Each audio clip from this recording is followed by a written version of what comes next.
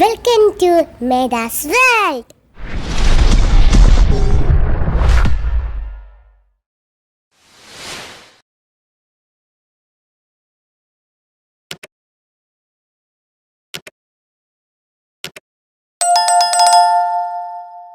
ഞാൻ പറയുന്നത് അത്യാഗ്രഹങ്ങളുടെ കഥയാണ്. ഒരു ദിവസം ഒരു വിട്ടുപൂച്ച പൂന്തോട്ടത്തിൽ കൂടെ നടക്കുകയായിരുന്നു. വിട്ടുപൂച്ച ഒരു പൂമ്പാറ്റേനെ കണ്ടു. അപ്പൊ വിട്ടുപൂച്ച ആലോചന. അപ്പൊ വിട്ടുപൂച്ച വിചാരിച്ചു ആ പൂമ്പാറ്റനെ പിടിച്ച് കഴിച്ചാലൊന്ന്.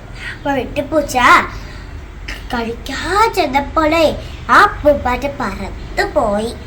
എന്നിട്ട് വീട്ടിൽ വന്നപ്പോ അത് വിട്ടുപൂച്ച പതുങ്ങിയിരിക്കുന്നു.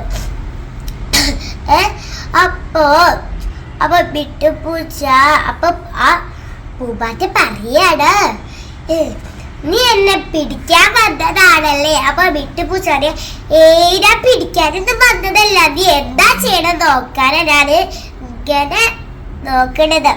അപ്പൊ പറയാണ്, ഞാൻ തേൻ കുടിച്ചാ സുന്ദരിയാവും. അപ്പൊ വിട്ടുപൂച്ച വിചാരിച്ചു, ഏറ്റവും സുന്ദരിയാണ്, എനിക്കും സുന്ദരിയാവാം. അപ്പൊ അപ്പോ അപ്പോ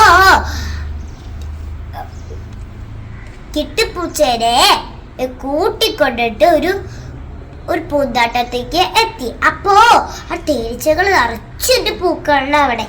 അപ്പോ വീട്ടുപൂച്ചക്ക് കൊത്തിയായിട്ട് ചാടി മുഖത്ത് കുറേ കുത്തി. അപ്പൊ സഹിക്കാൻ പറ്റാത്ത വീട്ടുപൂച്ച ജീവനോടോടി. അപ്പൊ പൂമ്പാറ്റ പറയണേ, പാവ പൂമ്പാറ്റകൾ ഇനി പിടിക്കാൻ വരരുത്.